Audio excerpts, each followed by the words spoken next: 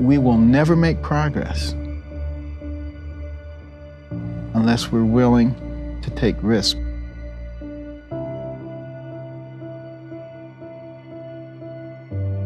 You know, the key thing about taking risks is learning. You know, and if something doesn't work out, learn from it, and then you're able to move further. We have to always recognize that, you know, knowledge frequently comes at a price. You know, Thomas Edison said, 999 ways that a light bulb did not work. Did not work, right?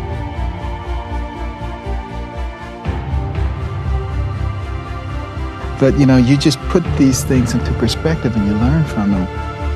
Walter Dandy, the great neurosurgeon at Johns Hopkins many decades ago, was the first one to do operations on the posterior fossa, the back part of the brain. No one thought it could be done. First 13 patients all died. Now, can you imagine how devastating that was? I think that you have to take risks all the time. If you don't do that, you don't move forward. The fact of the matter is, we now are able to do that operation routinely and safely.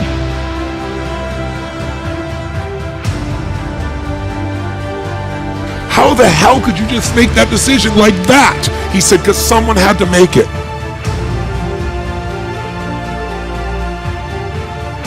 He said, because it's been going around for 10 years back and forth and no one being able to make a decision. He said, what if you're wrong? He said, if I'm wrong, we'll find out quicker. If I'm right, the job will be done. If there's something you once envisioned and now it's real, it's because you didn't just envision it, you brought so much emotion to it that now it's in your life. It was once a dream, it was once a goal, and now it's in your life. It's like when you're put in charge, take command.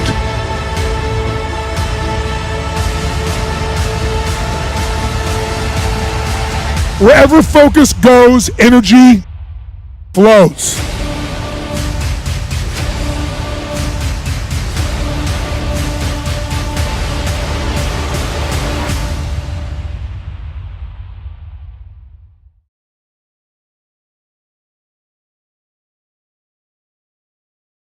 This kid couldn't speak. Everyone else in his peer group speaking all good. He couldn't speak. At age 7, everyone's reading and talking. He can't read. He was slowing it down so much, the teachers brought his parents in, and said, dude, the kid's gotta go, man. He's just slow. He's not creative. He's slowing down the betterment of the entire class. Gotta go. Parents brought him home, and he's like, man, what are we gonna do with this? This child of ours, too bad. They put him to work. He got fired from every single job he ever tried. All this guy knows up until 21 years old is failure. He's never tasted success. He just gets up and keeps trying, fails, gets up and keeps trying. Until one day he found out what he wanted, what inspired him, and he gave it everything he had, day in, day out, man. He burned the midnight oil, so he didn't have to stay awake in the midnight hours wondering what if. This guy tried something 1,093 times before it was successful. 1,093 times, man. When the hell have you ever tried something more than 10 times before you throw in the towel? I can't say I have. This guy did. And why? That was what he wanted. How was it nourished? Failure. Everything failed in his life. So when it failed on the 1,000th time, he's like, well, f it, man. It's an average day. It always fails. I keep on going, but his invention got smarter and quicker. That failure made it more and more successful. It's getting closer and closer and closer. And finally, the light bulb lit. That was Thomas Edison, man. Failure, dumbass, his entire life. He had over another 1,000 patents, man. Remarkable. Couldn't speak at 4.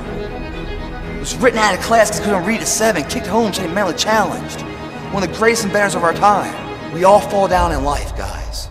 The question is, who gets back up?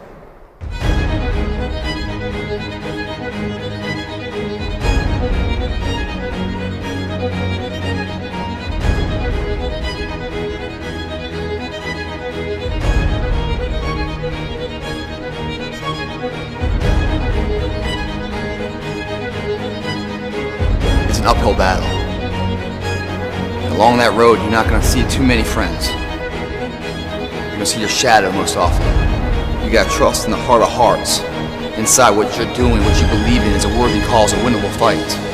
See, the thing is, for many people, they've tried the same path you're on, and they failed. As you walk this journey, you're gonna see carcasses all over the place of people that didn't quite have it. That should inspire you, because you got further than that person and that person. But you're not looking to get further than them, you're looking to finish.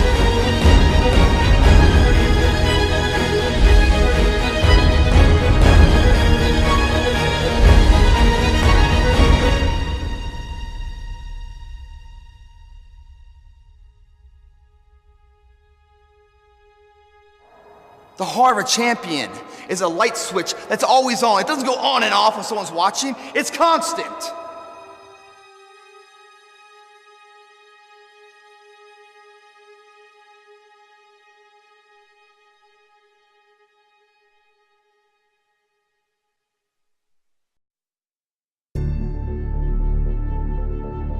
Anytime I feel that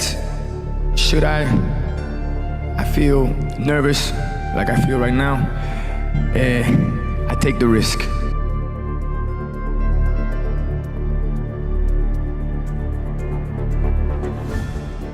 And for all the students, for all the teachers, and for all the educators here, we have to take risk. If we don't take that risk, I go back to it, it's the biggest risk that we take.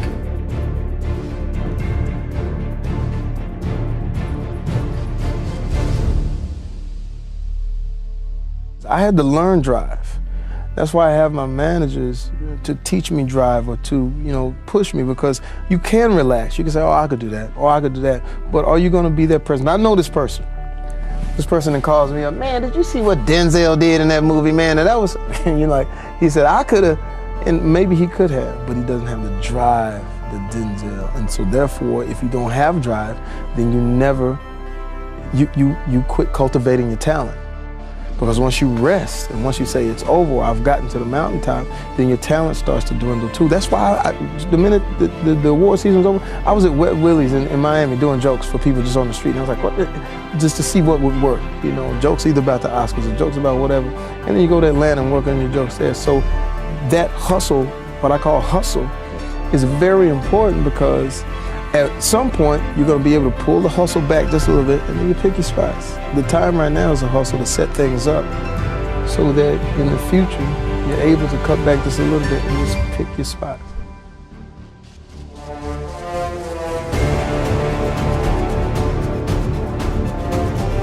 My grandmother's name is Estelle Marie Talley, and she's not here tonight, but she was my first acting teacher.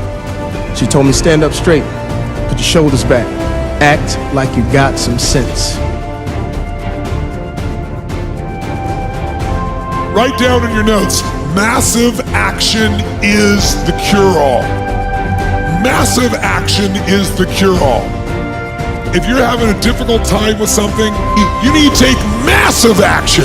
And if that doesn't work, try something else. If that doesn't work, try something else. Keep going with massive action, and you will find the way, because it will give you momentum. The difference between a winner and a loser, failure's there for some time. It's just the winner gets back up and does it again, and does it again, until it goes his way. So this is what's next for me now. I want this. You may have dreamed about it, thought about it, talked about it. You envisioned something, you got clear about it, and then you started thinking about all the reasons why you wanted it. You got excited about it. He said, what if you're wrong? He said, if I'm wrong, we'll find out quicker. And if I'm right, the job will be done. It's like when you're put in charge, take command.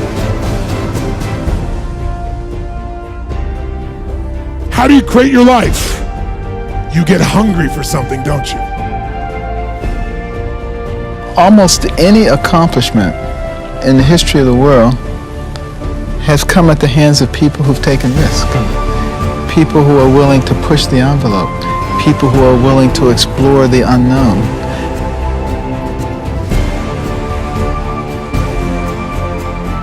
But it was once just a vision.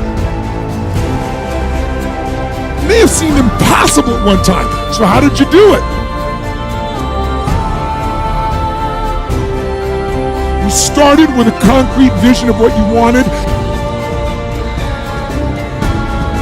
and you focused on it continuously, didn't you?